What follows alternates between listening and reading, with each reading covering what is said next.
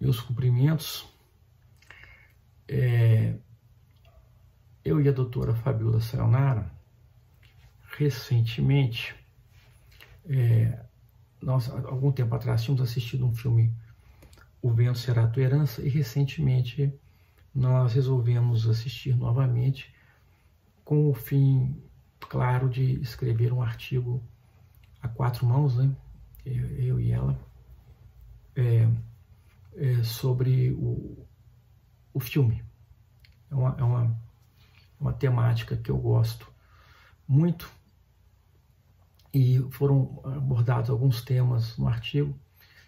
O artigo está no site do Comped, quem puder acompanhar e ler o artigo, eu creio que vai gostar.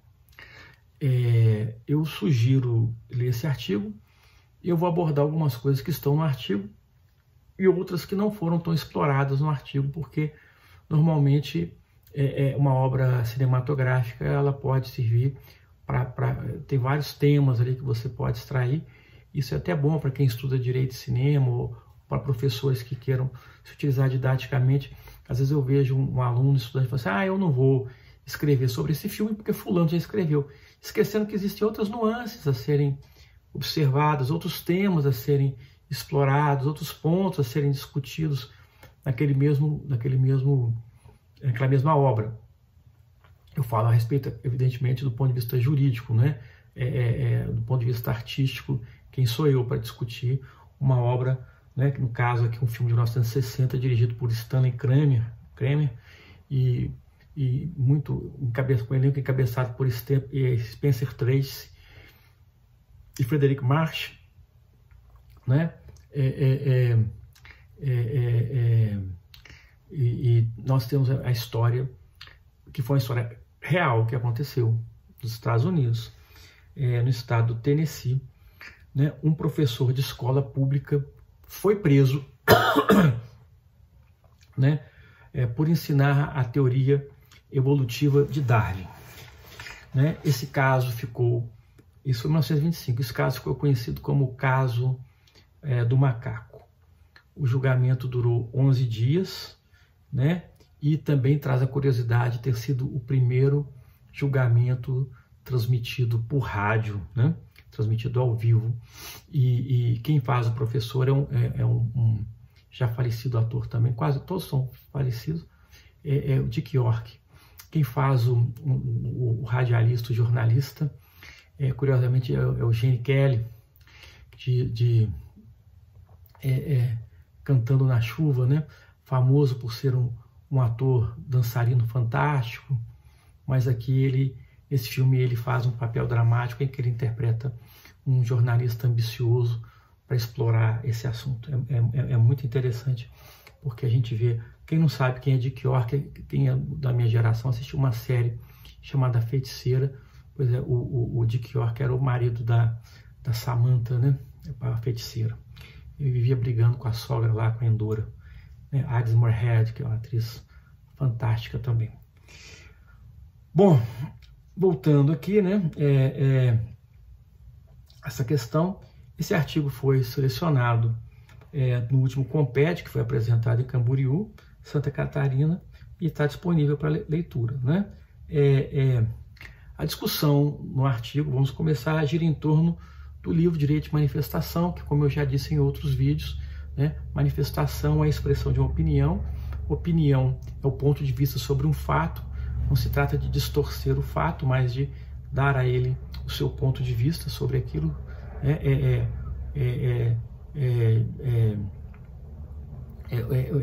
Por exemplo, o médico receitou um remédio, é um fato.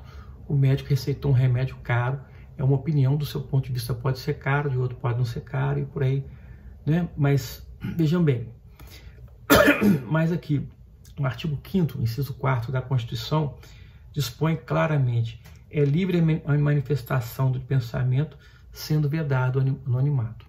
Então, por esse artigo, se fosse aqui no Brasil, lá também não é diferente, mas depois eu vou explicar qual que é a questão fulcral para mim aqui, lá também não se pode, perdão, manietar o pensamento, né? Então a pessoa pode livremente expressar seu pensamento, mas pensamento, entenda aqui como ponto de vista, como visão, né? Eu não posso pensar, por exemplo, né, que São Paulo fica na Argentina e falar isso, porque não fica, né? E tudo. Eu posso falar, São Paulo é uma cidade cheia de encantos ou não é uma cidade cheia de encantos, nós podemos discutir. É só um exemplo, viu, meus amigos paulistas? Eu adoro São Paulo, tô doido para voltar lá e tudo, mas é só um exemplo, né? Eu gosto muito de São Paulo. Mas é uma opinião minha, é uma liberdade que eu tenho de expressar, né? O outro vai, não, eu não gosto, o problema é seu. Eu gosto, eu vou lá, gosto dos restaurantes de São Paulo e tal, entendeu? Então, né? De outra sorte, a Constituição também diz no seu artigo 220 o seguinte: a manifestação do pensamento, a criação e a expressão e a informação sob qualquer forma, processo ou veículo, não sofrerão qualquer restrição, observado o disposto nessa Constituição. No mesmo sentido, o artigo 5º, inciso 9, dispõe: é livre a expressão da atividade intelectual, artística, científica e de comunicação, independente de censura ou licença. Então, uma atividade, muito cuidado com o que está acontecendo atualmente, hein? Uma atividade intelectual, uma atividade artística, científica e de comunicação não pode ser censurado ou sofrer licença prévia. Está na Constituição. Cuidado com essas ideias que estão surgindo aí. Eu estou vendo aí pessoas, até vídeos sendo suspensos e tudo porque expressa uma opinião, faz uma piada que tem natureza artística, uma ironia. Está errado. Está errado. Olha lá. O artigo 5º, né?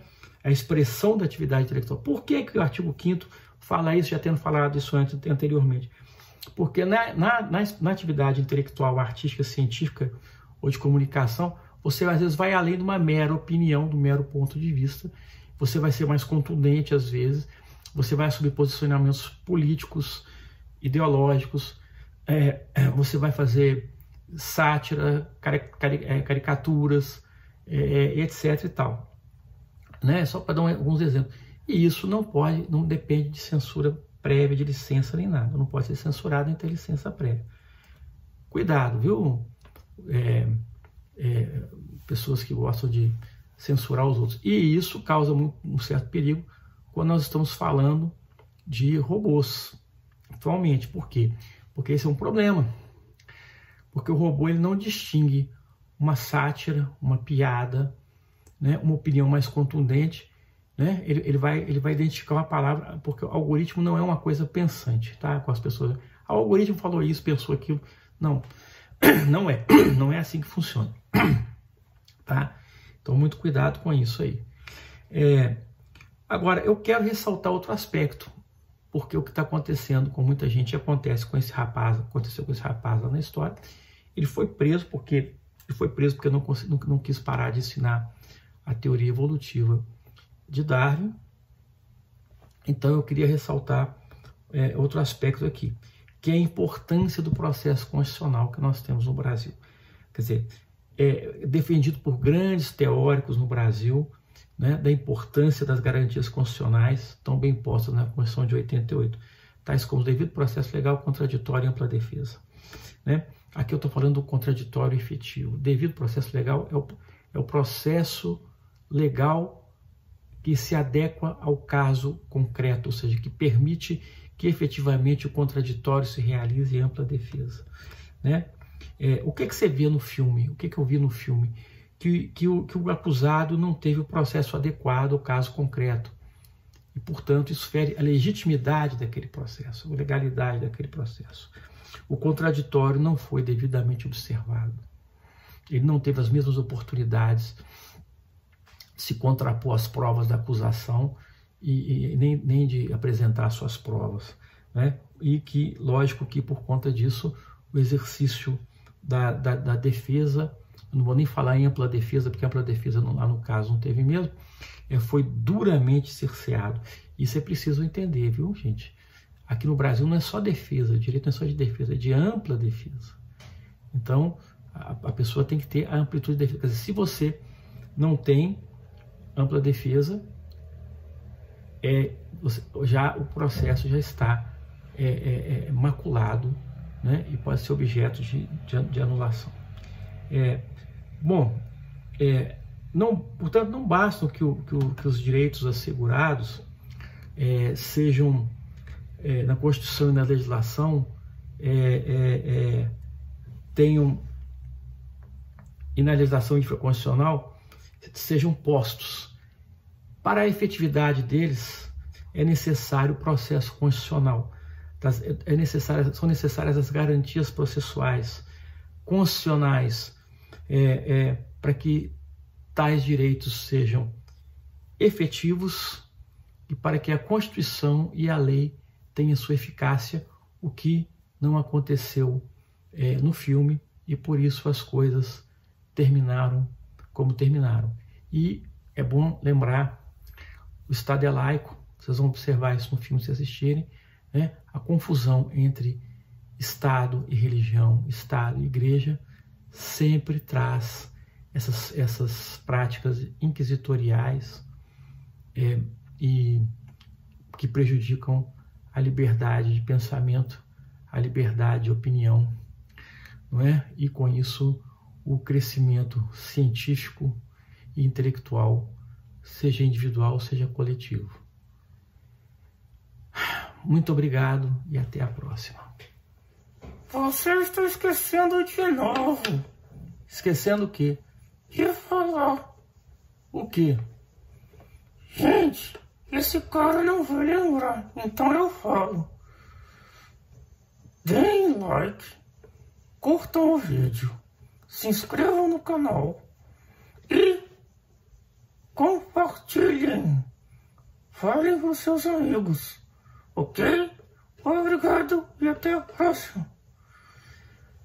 Obrigado, foi bom você lembrar. Ok, o que seria de você sem mim? Eu, hein? Até a próxima. Um abraço a todos. Abraço a todos! Olá!